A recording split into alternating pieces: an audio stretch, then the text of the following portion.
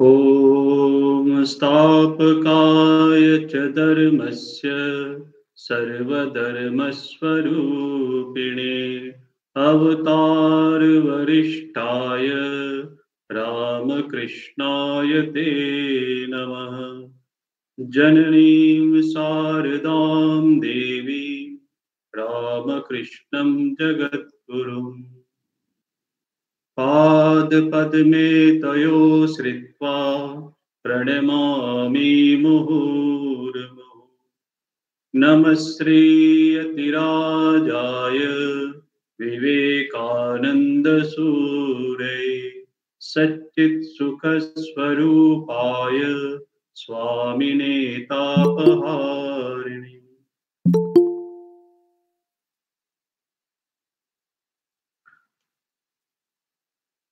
यहाँ पे उपस्थित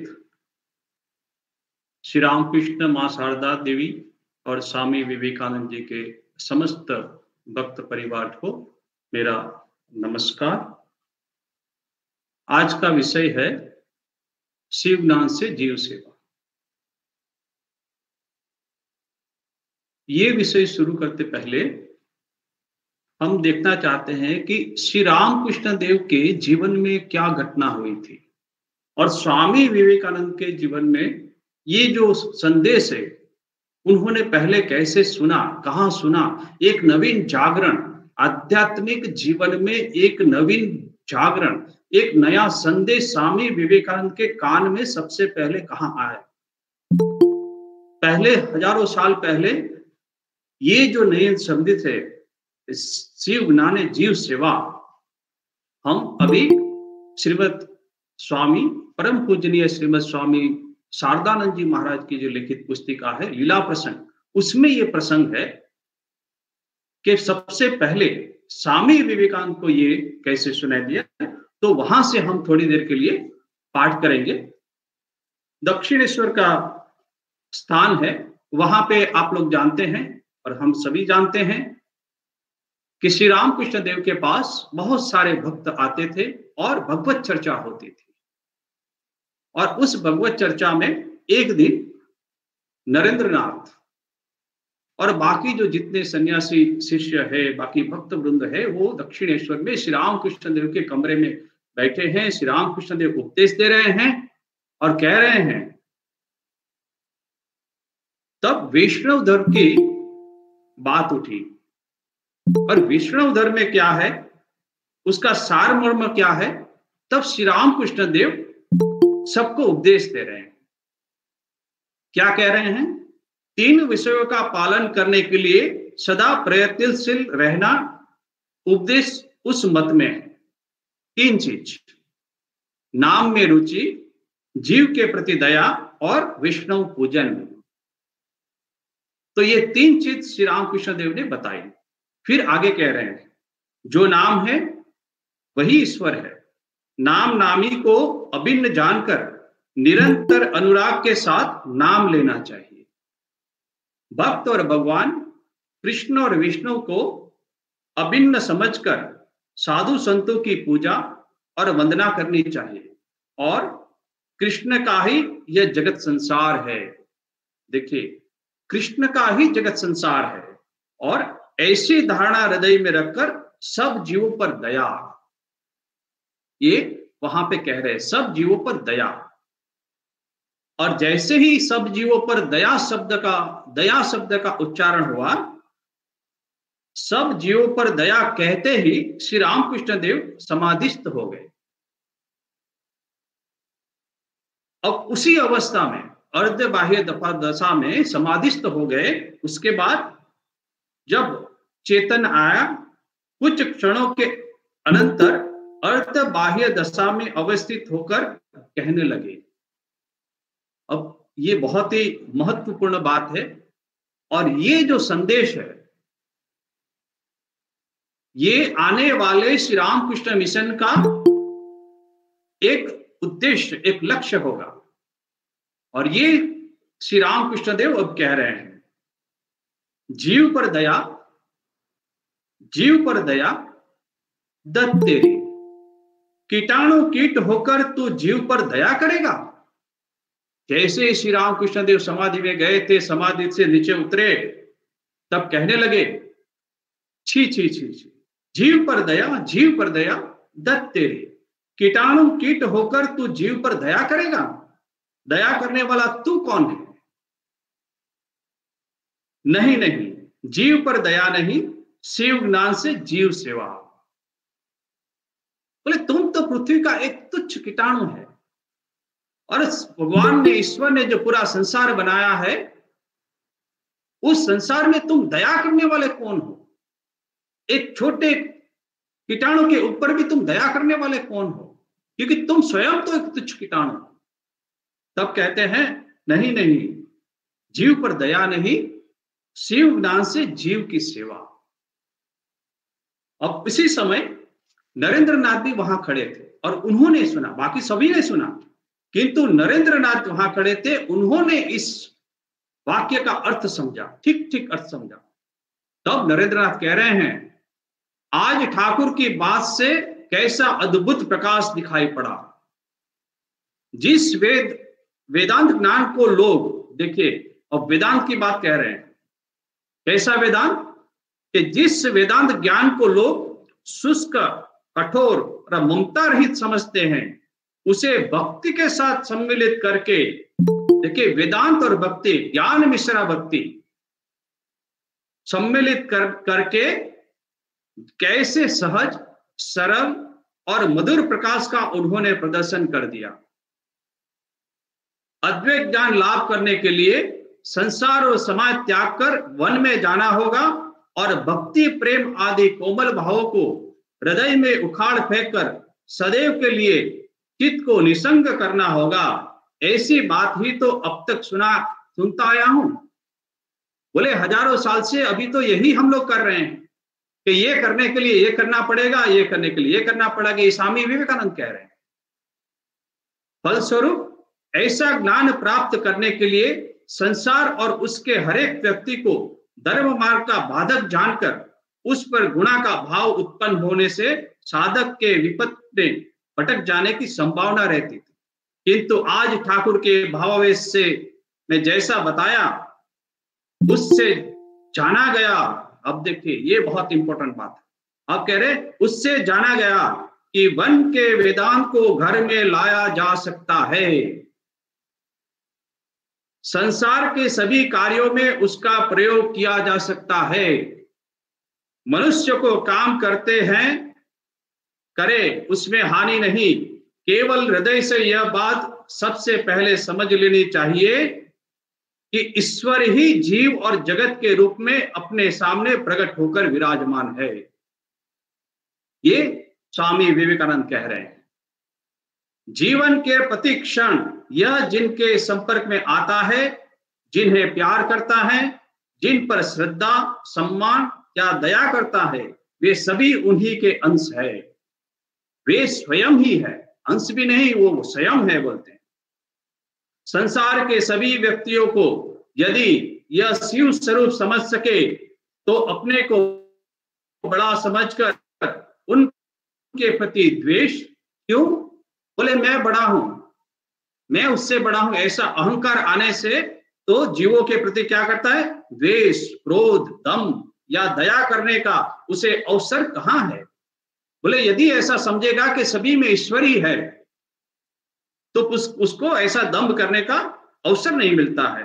इस रीति से सभी को शिव समझकर जीवों की सेवा करने से चित्त शुद्ध होकर थोड़े समय में अपने को चिदानंदमयी ईश्वर का अंश और शुद्ध, बुद्ध, मुक्त स्वभाव समझ सकेगा। ये स्वामी विवेकानंद प्रैक्टिकल वेदांत, व्यवहारिक वेदांत, ये यहां स्वामी विवेकानंद को कह रहे हैं। फिर कह रहे हैं ठाकुर के इस उपदेश से भक्ति पथ में भी विशेष प्रकाश दिखाई पड़ता है। जब तक ईश्वर को सर्वभूतों में नहीं देखा जाता तब तक यथार्थ भक्ति या पराभक्ति लाभ करना साधक के लिए संभव नहीं होता।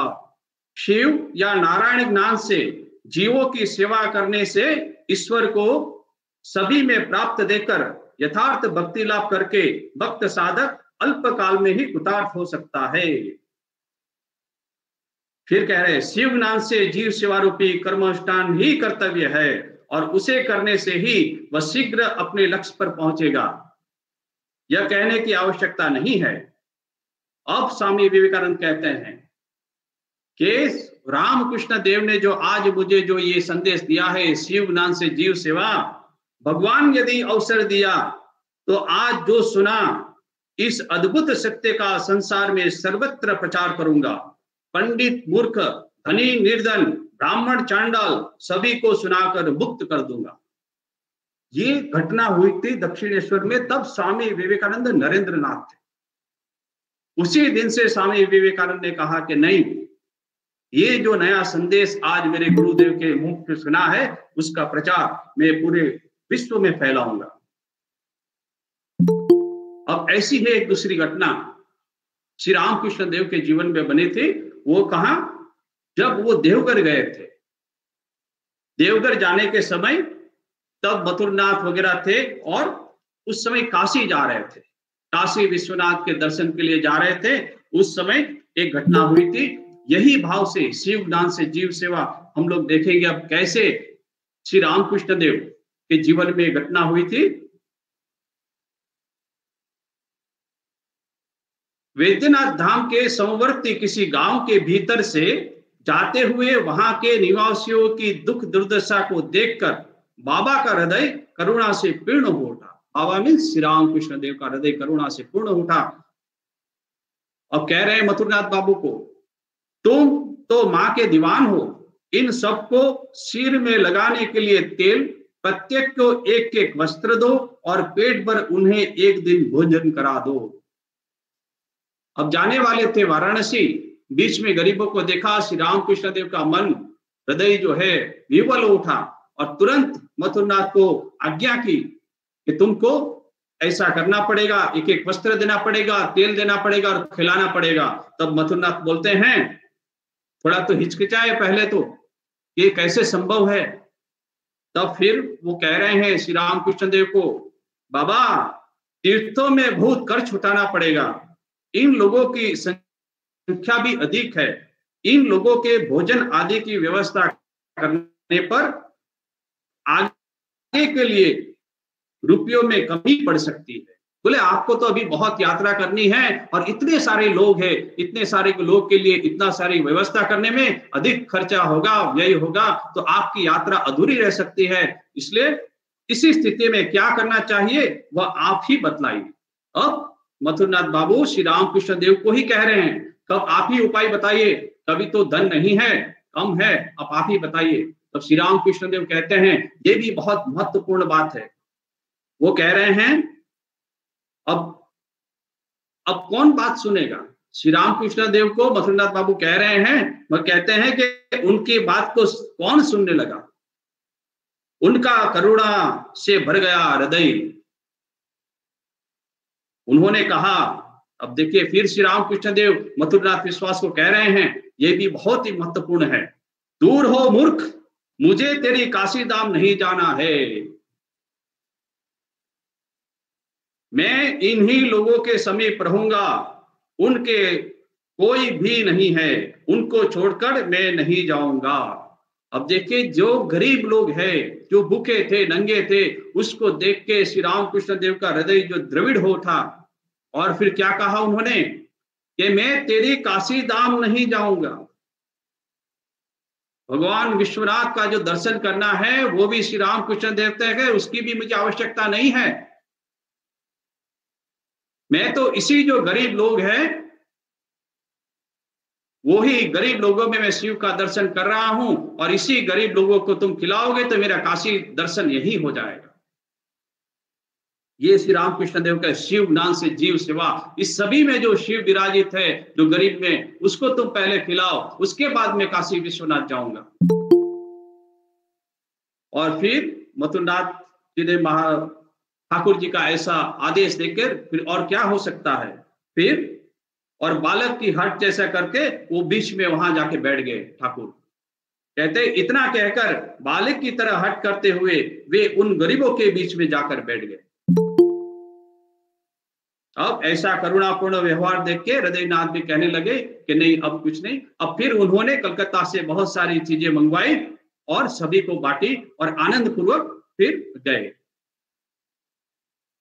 दूसरी एक बार ऐसी घटना हुई थी कि राणाघाट के समीप भी ऐसे ही एक गांव में जा रहे थे, वहीं भी श्री रामकृष्ण देव को गरीब लोगों के प्रति, जो लोगों की दुर्दशा थी, उसको देखकर श्री रामकृष्ण देव का हृदय फिर करुणा से भर आया और वहां भी ऐसी ही व्यवस्था करने के लिए मथुरनाथ जी को कहा था और ऐसे ही कहा था। तो ऐसी घटना जो है श्री रामकृष्ण देव के, और कहा जाता है कि ये रामकृष्ण मठ मिशन में हम मानते हैं कि जो रिलीफ है, जो राहत कार्य है, वो श्री रामकृष्ण देव ने ही देवघर में शुरू किया था। शिव ज्ञान से जीव सेवा कि हर एक में शिव को देख के श्री रामकृष्ण देव ने ऐसा निर्णय लिया था। अब दूसरी घटना हुई थी, स्वामी विवेकानंद जी जब रामेश्वर गए थे, उस रामेश्वर में जाके स्वामी विवेकानंद जी को कहा था कि आपको कुछ 2 शब्द बोलने पड़ेंगे। तब स्वामी विवेकानंद ने उस रामेश्वर में, और हम लोग जानते हैं कि स्वामी विवेकानंद जो है वो शिव के अंश है, शिव के अवतार है, और वो भगवान शिव देवादिदेव महादेव जब रामेश्वर में जाते हैं और स्वयं महादेव खुद कहते हैं, अब क्या कहते हैं वो भी हम लोग देखते हैं। वह मनुष्य जो शिव को निर्धन, दुर्बल तथा रुग्ण व्यक्ति में भी देखता है, वही सचमुच शिव की उपासना करता है। परंतु यदि वह उन्हें केवल मूर्ति में ही देखता है तो कहा जा सकता है कि उसकी उपासना अभी नितांत प्रारंभिक ही है। कहते हैं जो व्यक्ति सिर्फ शिव जी, शिवलिंग में ही उसकी आराधना करता है, केवल मूर्ति में देखता है शिव को, उसकी जो पूजा है वो प्रारंभिक है। और कौन सा? बोले निर्धन, दुर्बल और रुग्ण व्यक्ति में भी जो देखता है उसकी पूजा है, वो सचमुच की शिव उपासना है। कौन कह रहे हैं? स्वामी विवेकानंद कह रहे हैं। यदि किसी मनुष्य ने किसी एक निर्धन मनुष्य की सेवा शुश्रूषा बिना जाति पाति अथवा उच्च नीच के भेदभाव के यह विचार कर की है कि उसमें साक्षात शिव विराजमान है, तो शिव उस मनुष्य से दूसरे एक मनुष्य की अपेक्षा जो कि उन्हें केवल मंदिर में देखता है अधिक प्रसन्न होंगे। देखिए कितनी सुंदर बात कही उन्होंने कि निर्धन मनुष्य की सेवा कोई करेगा और उसमें जात पात ऊंच नीच का कोई भी उसमें विचार किए बिना उस मनुष्य में शिव को देखेगा, तो सिर्फ बोले मंदिर में जाएगा, उससे अधिक वो शिव उसके लिए प्रसन्न होंगे। कहते हैं जो शिव की सेवा करना चाहता है उसे उनकी संतान की, विश्व के प्राणी मात्र की पहले सेवा करनी चाहिए। क्यों? क्योंकि वही शिव सर्वत्र विराजमान है, सभी के हृदय में विराजमान है। तो शिव की यदि पूजा करना चाहते हैं तो जिस सभी के हृदय में जो शिव विराजित है उसकी पहले पूजा करनी चाहिए। शास्त्रों में भी कहा गया है कि भगवान के दासों की सेवा करता है वही भगवान का सर्वश्रेष्ठ दास है। कितने ज्वलंत ये वाक्य है स्वामी विवेकानंद के, और स्वयं शिव कह रहे हैं। फिर कह रहे हैं स्वार्थीपन ही अर्थात स्वयं के संबंध में पहले सोचना ही सबसे बड़ा पाप है। यदि आप सेल्फिश हैं, यदि स्वार्थी हैं, तो बोले सबसे बड़ा पाप है। जो मनुष्य यह सोचता है कि मैं ही पहले खा लूं, मुझे ही सबसे अधिक धन मिल जाए तथा मैं ही औरों से पहले सीधा स्वर्ग को चला जाऊं, वही स्वार्थी है। ऐसे स्वार्थीपन से स्वामी विवेकानंद कहते हैं कि शिव प्रसन्न नहीं होते हैं। तो किससे होते हैं? निस्वार्थ व्यक्ति तो यह कहता है मुझे अपनी चिंता नहीं है, मुझे स्वर्ग जाने की कोई आकांक्षा नहीं है, यदि मेरे नरक में जाने से भी किसी को लाभ हो सकता है तो भी मैं उसके लिए तैयार हूं। ये निस्वार्थ व्यक्ति है। बोले दूसरे को स्वर्ग को प्राप्ति कराने के लिए मुझे यदि नरक में जाना पड़े तो भी मैं जाने के लिए तैयार हूं, तो पहले स्वर्ग में चला जाएगा, क्योंकि वो निस्वार्थ है। फिर कहते हैं निस्वार्थता ही धर्म की कसौटी है। धार्मिक व्यक्ति कौन है? तो बोले जो संपूर्ण रूप से निस्वार्थ है, ये धर्म की कसौटी है। जिसमें जितनी ही अधिक निस्वार्थता है वह उतना ही आध्यात्मिक है। देखिए शब्द कहां कहे गए हैं? ये शब्द रामेश्वर मंदिर में शिव जी के जहां है वहां पे, और स्वयं शिव के अवतार जो है, अंश है, स्वामी विवेकानंद स्वयं कह रहे हैं। ये महत्व की बात है। तथा उतना ही शिव के समीप, चाहे वो पंडित हो या मूर्ख, शिव का सामीप्य दूसरों की अपेक्षा उसे ही अधिक प्राप्त है। वह चाहे इसका ज्ञान हो या अथवा ना हो उसको। फिर बहुत सुंदर कह रहे, परंतु इसके विपरीत यदि कोई मनुष्य स्वार्थी है, अब देखिए स्वार्थी है, किंतु तो चाहे उसने संसार के सब मंदिरों के ही दर्शन क्यों न किए हो, बोले स्वार्थी है और इतने सारे मंदिर घूमे हुए, सारे मंदिर घूमे हैं तो भी, और सारे तीर्थ क्यों न गया हो, जितने भी तीर्थ गए हैं, मगर स्वार्थी है। और रंग भभूत रमाकर अपनी शक्ल चीता जैसी क्यों न बना ली हो, बोले अपने शरीर के ऊपर भस्म लगा के, चंदन लगा के, टीका लगा के ऐसे चीते जैसे बन जाते हैं, तो भी शिव से वह बहुत दूर है। इतना करने के बाद भी यदि वो स्वार्थी है तो बोले वो शिव से बहुत दूर है। ये रामेश्वर में दिया गया भाषण है। वो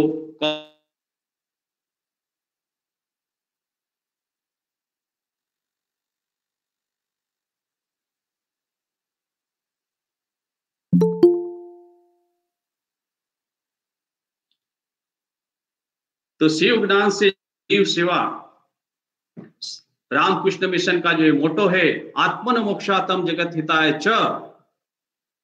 इसलिए स्वामी विवेकानंद जब रामकृष्ण मिशन की स्थापना कर रहे थे तब नियमावली बना रहे थे और उद्देश्य सब बना रहे थे, तब स्वामी विवेकानंद इसी उद्देश्य को सामने रख के एक संघ बनाना चाहते थे, एक नवीन संघ बनाना चाहते थे। मगर सामने क्या रखेंगे? बोले रामकृष्ण देव ने, अपने गुरु ने, स्वामी विवेकानंद ने कान में जो कहा था, शिव ज्ञान से जीव सेवा, ये जो संदेश है वो स्वामी विवेकानंद ने नवीन रामकृष्ण संघ जब स्थापित कर रहे थे तब उसके सामने रखा। कह रहे हैं सन्यासों की एक टोली का गठन करने की इच्छा की थी, जो नवीन युग के संदेशवाहक तथा आदर्श के प्रतिष्ठापक होंगे, जो मन मुख एक कर स्वार्थ बोध से मुक्त होकर एवं अद्वैत ज्ञान को आंचल में बांधकर, ये बहुत महत्वपूर्ण बात है। स्वामी विवेकानंद अद्वैत ज्ञान को पकड़ के अद्वैत ज्ञान को आंचल में बांधकर क्या करेंगे? बोले मूर्ख नारायण, दरिद्र नारायण, आर्त नारायण तथा सर्व अवस्था के नर नारियों की सर्व प्रकार की उन्नति के लिए अप्राण चेष्टा करेंगे। पहले जमाने में था मातृदेवो भव, पितृदेवो भव, आचार्य देवो भव।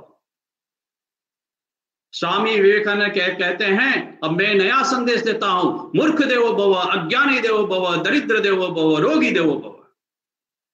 बोले हजारों साल से हम ये सुनते आए हैं। स्वामी विवेकानंद आने के बाद धर्म की परिभाषा, धर्म की व्याख्या उन्होंने बदल दी। एक नया संदेश था पहले, मगर एक नए ढांचे में उन्होंने डाल दिया। दरिद्र देवो भव, मूर्ख देवो भव, कहते मूर्ख नारायण, दरिद्र नारायण, आर्त नारायण। नारायण को कहां ढूंढने जाएंगे? बोले इसी में नारायण है, और वो सबकी प्राण पर से चेष्टा करना पड़ेगा, और इस प्रकार उनकी ईश्वर प्राप्ति का पथ निर्बाध एवं सुभग करने के साथ साथ अपनी मुक्ति का द्वार भी खोलेंगे। अर्थात जो आत्मन मोक्षार्थम जगत हिताय च, जीवन उत्सर्ग करेंगे। ये आत्मन मोक्षातम जगत हिताय, तो कहते हैं स्वामी विवेकानंद ने कहा था जगत हिताय, भारत हिताय नहीं कहा था, उन्होंने जगत हिताय कहा था। क्यों? स्वामी जी केवल भारत के नहीं है, संपूर्ण विश्व के है। ये एक नया संदेश स्वामी विवेकानंद ने कहा था। और बहुत ही महत्वपूर्ण बात अभी कह रहे हैं स्वामी विवेकानंद, कहते हैं कि रामकृष्ण मिशन में जो भी आएंगे वो चारों मार्ग का समन्वय नहीं कर सकेंगे, उनका जीवन श्री रामकृष्ण के आदर्श अनुसार उत्तम रूप से गठित हुआ नहीं माना जाएगा। चारों योग का समन्वय करना पड़ेगा, तभी श्री रामकृष्ण देव के आदर्श के अनुसार हम व्यापन कर रहे जीवन। इसलिए स्वामी विवेकानंद ने एक व्याख्या की थी, प्रत्येक आत्मा अव्यक्त ब्रह्म है, बाह्य एवं अंतः प्रकृति को वशीभूत करके आत्मा के इस ब्रह्म भाव को व्यक्त करना ही जीवन का चरम लक्ष्य है। कर्म, उपासना, मन संयम अथवा तो ज्ञान, इनमें से एक से अधिक या सभी उपायों का सहारा लेकर अपना यह ब्रह्म भाव व्यक्त करो और मुक्त हो जाओ। यही धर्म का सर्वस्व है। मत, अनुष्ठान पद्धति, शास्त्र और अन्य बाह्य क्रियाकलाप तो गौण मात्र है। ये स्वामी विवेकानंद ने व्याख्या की थी, धर्म की व्याख्या। उसमें डिविनिटी, मैनिफेस्टेशन ऑफ डिविनिटी, अपना जो चैतन्य है वो जागृत करने के लिए कह रहे हैं। और चारों योग, कर्म, उपासना, ज्ञान और योग, एक से अधिक या अधिक उससे सहारा लेकर, यही बात स्वामी विवेकानंद यहां कह रहे हैं। फिर कह रहे हैं आदि से अंत तक सारा प्रयास ही ईश्वर के लिए है। अब स्वामी विवेकानंद कह रहे हैं कि स्वामी जी द्वारा परिकल्पित कर्मयोग को, कर्म मार्ग को कर्मयोग का समानार्थ नहीं माना जा सकता। ये कौन कह रहे हैं? परम पूजनीय श्रीमद स्वामी गंभीरानंद जी महाराज अपनी पुस्तक युग नायक में ये कह रहे हैं। बहुत सुंदर बात कह रहे हैं कि स्वामी जी द्वारा परिकल्पित कर्म मार्ग को कर्मयोग का समानार्थक नहीं माना जा सकता। क्यों? तब कह रहे हैं कर्मयोग में कर्मों का फल ईश्वर को अर्पित करने का विधान है, कि हम जो भी कर्म करते हैं वो कर्म का फल ईश्वर को अर्पण कीजिए। किंतु स्वामी जी के व्यवहारिक वेदांत, प्रैक्टिकल वेदांत, व्यवहारिक वेदांत में अपने लिए फल अर्जित करके उसे भगवान को अर्पित करने का प्रश्न ही नहीं उठता है। बोले कर्म योग में ये हो सकता है, मगर स्वामी विवेकानंद जो व्यवहारिक वेदांत है उसमें तो भगवान को कर्म अर्पण करने का प्रश्न ही नहीं उठता। बोले क्यों? उसका कारण क्या है? तब श्रीमद स्वामी, परम पूजनीय श्रीमद स्वामी कह रहे हैं क्योंकि इसमें आदि से अंत तक सारा प्रयास ही ईश्वर के लिए। व्यवहारिक वेदांत में आदि से अंत तक सारा प्रयास ही ईश्वर के लिए है। फलोत्पत्ति के पूर्व भी वो भगवान का है। बोले फल उत्पन्न करने से पूर्व भी वो भगवान का था, फिर मध्यम अवस्था में भी वह भगवान का है। क्या? कर्म। जो कर्म कर रहे हैं साधक, वो कर्म का फल उत्पन्न करने पहले भी भगवान का था, मध्य में भी भगवान का ही है, और समाप्ति पर भी वह भगवान का है। ये व्यवहारिक वेदांत का मूल है। फिर कहते हैं शिव ज्ञान से जीव सेवा की मूल बात यही है। ये परम पूजनीय श्रीमद स्वामी गंभीरानंद जी महाराज कह रहे हैं, इसमें स्वार्थ चिंतन के लिए कोई स्थान ही नहीं है। बोले स्वार्थ कहां आएगा? कोई स्वार्थ चिंतन ही नहीं है।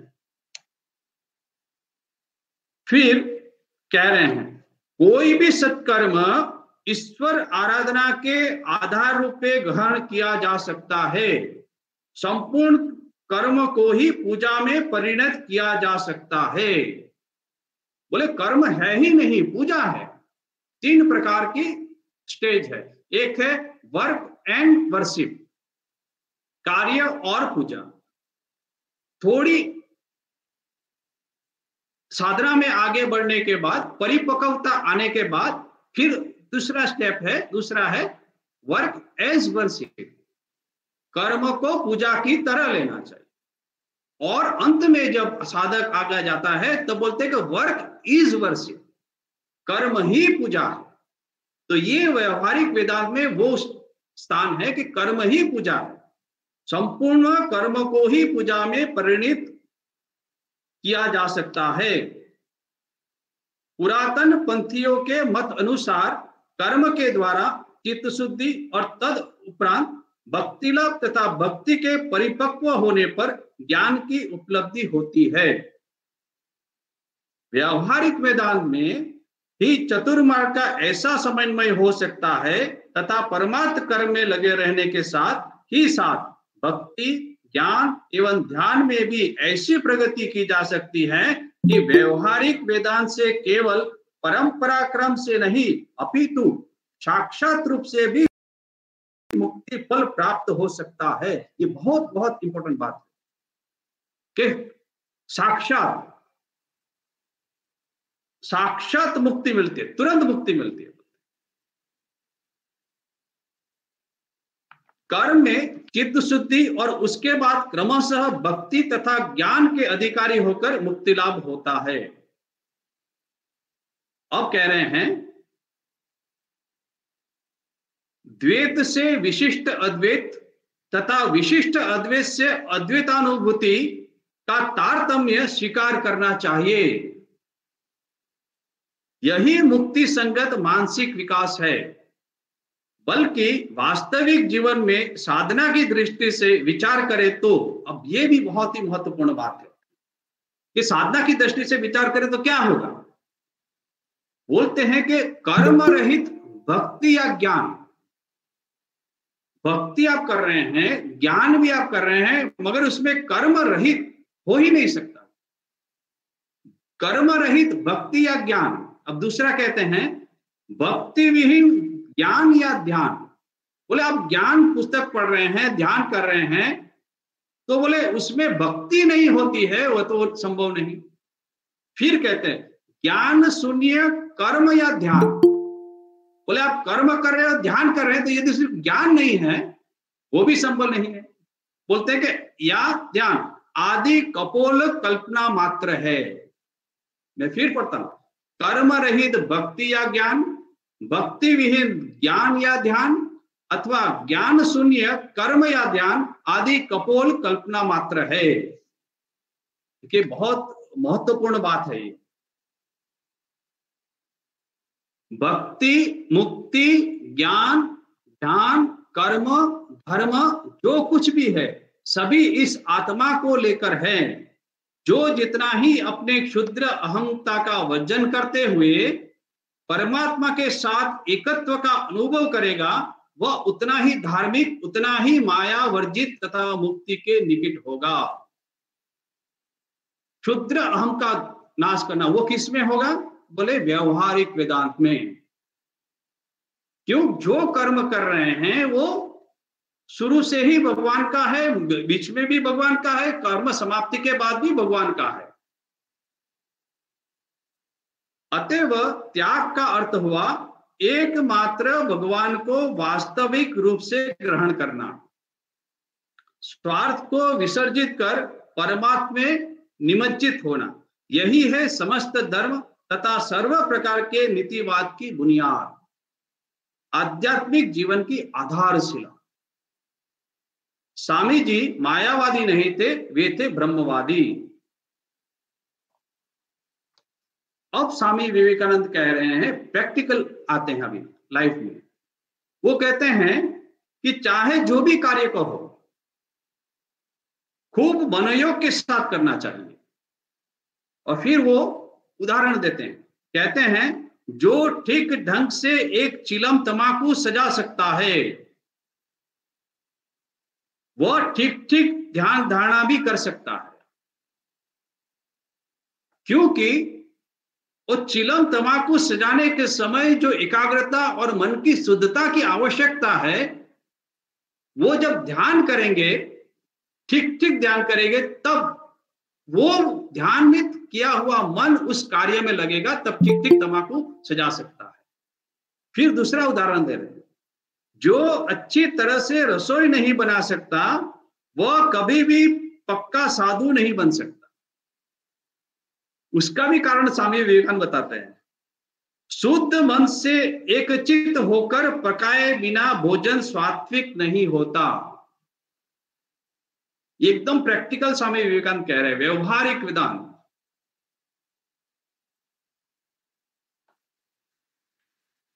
अब ये काम हो गया। अब स्वामी विवेकानंद आते हैं दूसरा प्रैक्टिकल लाइफ में, कि ये जो शिवनाथ से जीव सेवा का जो आदर्श है, आत्मनो मोक्षातम जगत हिताय का जो आदर्श हमारे सामने रखा है, बहुजन हिताय बहुजन सुखाय, ये जो आदर्श हमारे सामने स्वामी विवेकानंद ने रखा है, तो कहते हैं स्वामी विवेकानंद, फिर कहते हैं जूता सिलाई से लेकर चंडी पाठ तक।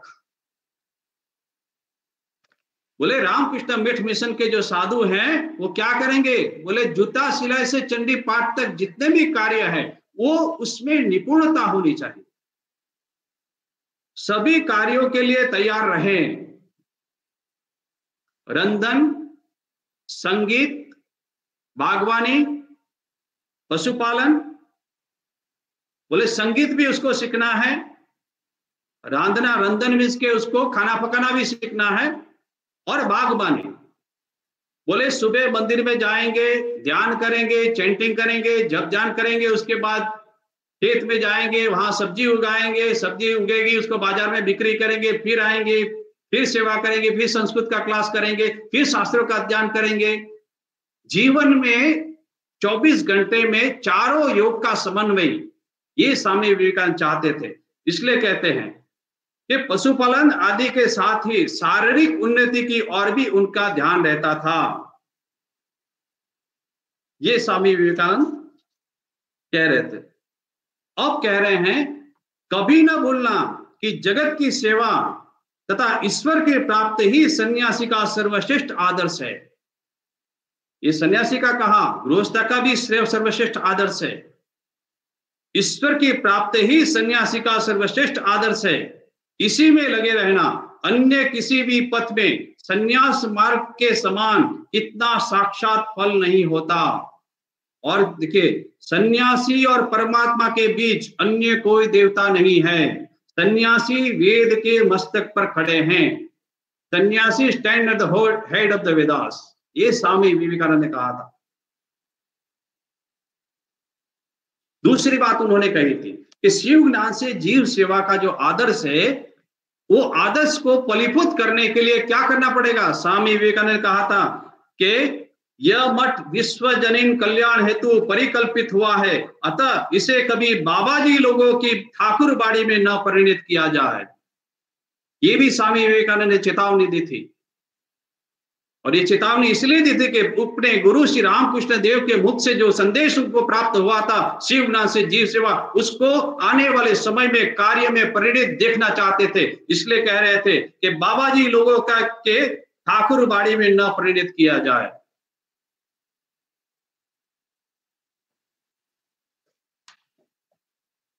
तो हमारे रामकृष्ण मठ मिशन में वाराणसी में हॉस्पिटल है, लखनऊ में हॉस्पिटल है, सेवा प्रतिष्ठान है, कितनी सारी हॉस्पिटल है, डिस्पेंसरी है।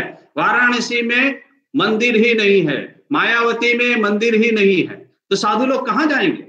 भगवान को कहां ढूंढेंगे? अद्वैत आश्रम जो कलकत्ता का है वहां मंदिर नहीं है, गोल पार्क में मेडिटेशन हॉल है, वहां ज्ञान की पूजा होती है, यहाँ दरिद्र नारायण की पूजा होती है। हॉस्पिटल में स्कूल है, इतनी बड़ी बड़ी स्कूल है, मंदिर एकदम छोटा सा मेडिटेशन हॉल है, कहां जाएंगे? बोले स्कूल में जो बच्चे आ रहे हैं वही भगवान है। मंदिर कहाँ है? बोले स्कूल की बिल्डिंग ही मंदिर है। भगवान कहाँ है? तो बच्चे भगवान है। पुजारी कहाँ है? तो शिक्षक पुजारी है। हॉस्पिटल में क्या है? वाराणसी में हॉस्पिटल नहीं है, अरे सॉरी मंदिर नहीं है, तो साधु लोग कहां जाएंगे? भगवान को ढूंढने कहां जाएंगे? बोले प्रत्येक बेड पे जो दर्दी बैठा हुआ है भगवान है। पुजारी कौन है? जितने भी स्टाफ है, जितने डॉक्टर है, जितने साधु हैं, वो सब पुजारी हैं। तो पूजा किसकी करेंगे? बोले जो सोए हुए हैं खटिया के ऊपर उसकी। और उसको भगवान को भोग कहां लगाएंगे? तो वहां पे जो भंडार है, खाने का भंडार, उसका नाम है नारायण भंडार। पहले उस जो रोगी नारायण है उसको पहले खिलाते हैं, और उसके बाद साधु लोग प्रसाद कहां पाएंगे? भगवान का प्रसाद कहां मिलेगा? तो बोले पहले सभी रोगियों को खिलाओ, उसके बाद घंटा लगाओ साधु लोगों के खाने के लिए, और वही प्रसाद फिर किचन में आते हैं और साधु और स्टाफ जितने भी है वो प्रसाद ग्रहण करते हैं। रोगी नारायण का प्रसाद, उसका नाम ही है नारायण भंडार। ये है प्रैक्टिकल वेदांत, व्यावहारिक वेदांत, शिव ज्ञान से जीव सेवा। हम एक दूसरा उदाहरण आपके सामने रजू करते हैं। अब आप लोग कोई ना कोई बाबा विश्वनाथ जी के दर्शन के लिए गए होंगे जीवन में, और आप वहां देखेंगे तो शिव जी का शिवलिंग है वहां पे, और पुजारी आते हैं, और पुजारी जब पूजा करते हैं तो सबसे पहले क्या करते हैं, वो जो विश्वनाथ जी जो शिवलिंग है उसके ऊपर सबसे पहले गंगा जल से अभिषेक करते हैं। गंगा जल जैसे ही उसके ऊपर डाल दिया, कपड़े से पोंछ दिए शिव जी को, महादेव जी को, उसके बाद क्या करेंगे, दूसरा उसके ऊपर बगल में जो चंदन है वो चंदन लगाएंगे, ऐसे हाथ से चंदन लगा दिया, उसके ऊपर फिर सफेद कलर की फूलों की माला शिव जी को पहनाएंगे, क्योंकि श्वेत पुष्प शिव जी को ज्यादा पसंद है, इसलिए श्वेत पुष्प की माला उनको पहनाएंगे। फिर क्या करेंगे, भगवान को भोग लगाएंगे, किसका, नकुल दाना जो होता है ना व्हाइट कलर का छोटा छोटा जो शुगर का बनता है, वो भोग लगाएंगे। और भोग लगाने के बाद भगवान शिव जी को दो हाथ जोड़ के प्रार्थना करते हैं। अब देखिए ये कार्य हुआ विश्वनाथ जी के मंदिर में, ये पूजा हुई। अब यही कार्य वाराणसी की हॉस्पिटल में होता है। अब देखिए हम इसी को कंपेयर करते हैं। मान लीजिए कि एक छोटा बच्चा वहां खेल रहा था मैदान में, और खेलते खेलते वो गिर गया। गिरने के कारण उसके यह कपाल पे चोट आई, फट गया और खून निकला, और वो दौड़ते हुए हमारे स्वामी जी के पास आया, जो स्वामी जी डॉक्टर है। स्वामी जी मैं गिर गया और मेरे कपाल के ऊपर चोट आई है, मुझे खून निकला। अब ये जो स्वामी जी है वाराणसी की हॉस्पिटल में मंदिर ही नहीं है, अब ये स्वामी जी ये सोच रहे हैं कि वो जो बच्चा आया है वो साक्षात शिव है। अब शिव जी, शिवलिंग का जो कलर है वो भी ब्लैक है, काले हैं वो पत्थर है, और शिव जी का है। अब शिव जी जो है वो जो पत्थर है उसका, और जो बच्चा है वो बच्चे का जो बाल है वो उसके काले हैं। अब वो जो स्वामी जी है डॉक्टर, वो समझ रहे हैं कि बच्चे का सिर नहीं है, वो शिवलिंग है, स्वयं वो शिव है।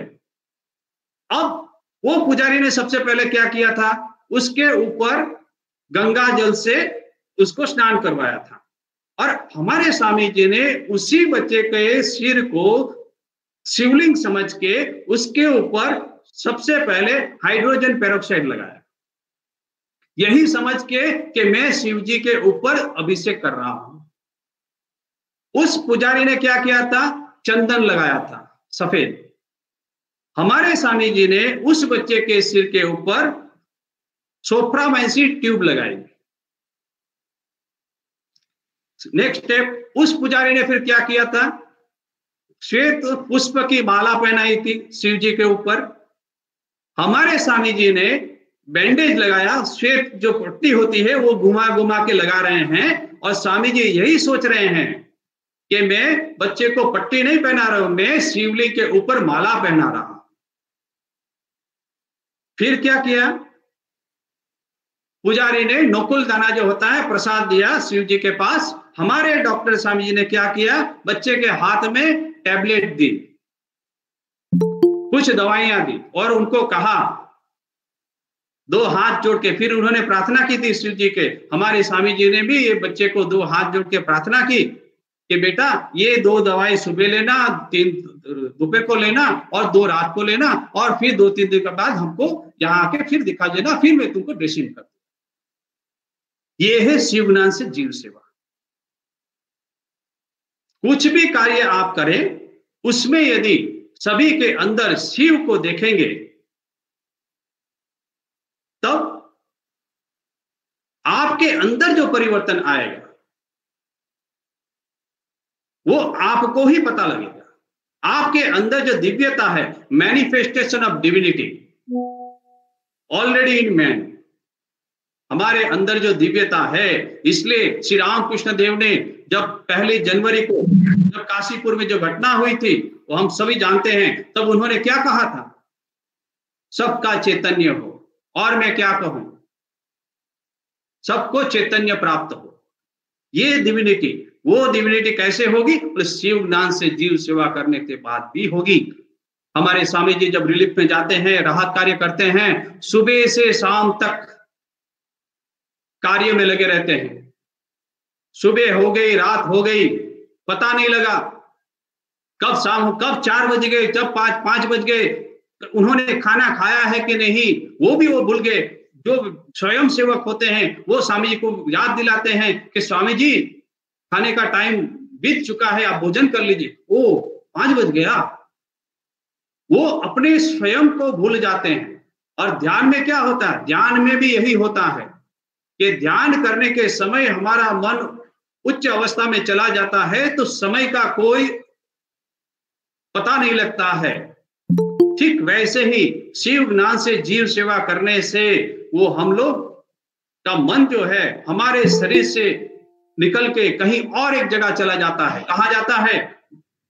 तो बोले जो योगी नारायण है, दरिद्र नारायण है, भूकंप आया है, जहां बाढ़ आई है, ऐसे जो लोग हैं जिसको राहत कार्य की जरूरत है, उसमें शिव का दर्शन करते करते, सेवा करते करते मनुष्य अपने आप को भूल जाता है। तो शिव ज्ञान से जीव सेवा, इस कर्म के द्वारा, व्यवहारिक वेदांत के द्वारा भी हम मुक्ति प्राप्त कर सकते हैं। ये स्वामी विवेकानंद ने हमारे साथ ये रखा है। एक बार दूसरी एक घटना हुई थी। एक बार स्वामी विवेकानंद बैठे हुए हैं, साथ में अन्य शिष्य भी बैठे हुए हैं। उस समय मैक्स मुलर के बारे में चर्चा हो रही थी और जो ऋग्वेद का जो सायन भाष्य है उसके बारे में चर्चा हो रही थी। बड़ी बड़ी बातें हो रही थी, वेद वेदांत की बातें हो रही थी। तब सब लोग का जो मन है उच्च अवस्था में चला गया था।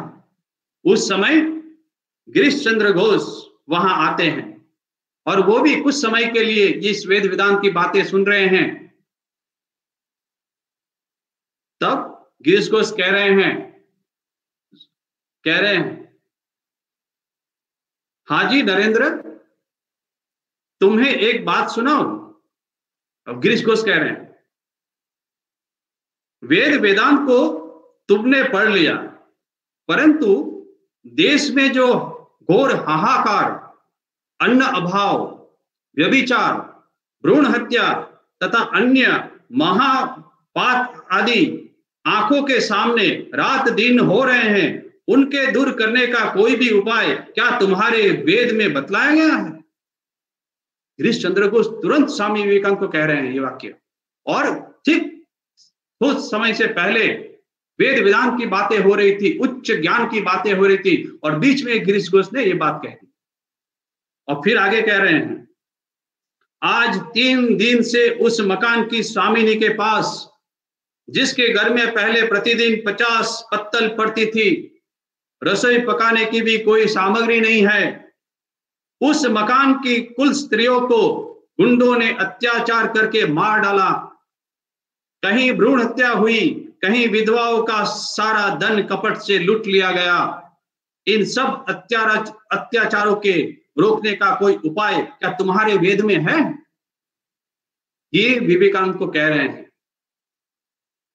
इस प्रकार जब गिरीश बाबू सामाजिक भीषण चित्रों को सामने लाने लगे तो क्या हुआ? स्वामी जी को क्या हुआ? स्वामी जी निस्तब्ध होकर बैठ गए। जगत के दुख और कष्ट को सोचते सोचते स्वामी जी की आंखों से आंसू टपकने लगे। देखिए, पहले ही ये बड़ी वेदांत की बातें कर रहे थे, वेद वेदांत की, ऋग्वेद की बातें कर रहे थे, मैक्स मुलर की बातें कर रहे थे। वो व्यक्ति स्वामी विवेकानंद नरेंद्रनाथ की आंखों से आंसू बहने लगे। क्यों? लोगों को दुख सुनने के बाद आंसू टपकने लगे और उसके बाद वे उठकर बाहर चले गए, मानो वे हमसे अपने मन की अवस्था छिपाने चाहते। रोते रोते हुए स्वामी विवेकानंद बाहर चले गए, उस कमरे के बाहर। फिर गिरीश घोष बहुत सुंदर बात कह रहे हैं। कहते हैं देखो, स्वामी जी कैसे उदार हृदय के थे। मैं तुम्हारे स्वामी जी का केवल इसी कारण आदर नहीं करता कि वे वेद वेदांत के जानने वाले एक बड़े पंडित है, वरन यह कि जीवों के दुख से वे रो पड़े हैं और रोते रोते बाहर चले गए। मैं उनके इसी सच्चे हृदय के कारण उनका सम्मान करता हूं। तुमने तो सामने ही देखा कि मनुष्य के दुख और कष्ट की बातों को सुनकर उनका हृदय दया से पूर्ण हो गया और वेद वेदांत के सब विचार न जाने कहां भाग गए। ये स्वामी विवेकानंद का हृदय था। विदेश में स्वामी विवेकानंद जी को सोने के लिए बहुत बड़ा गद्दा दिया गया, स्वामी विवेकानंद सो नहीं पाए। मेरे देश के लोग, गरीब लोग खाना नहीं पा रहे हैं, कपड़ा पहनने को नहीं है। भारत की याद आ गई, वो नीचे सो गए। कन्याकुमारी में स्वामी विवेकानंद गए, 3 दिन 3 रात तक ध्यान किया। किसका किया? अपने गुरुदेव का ध्यान किया? नहीं।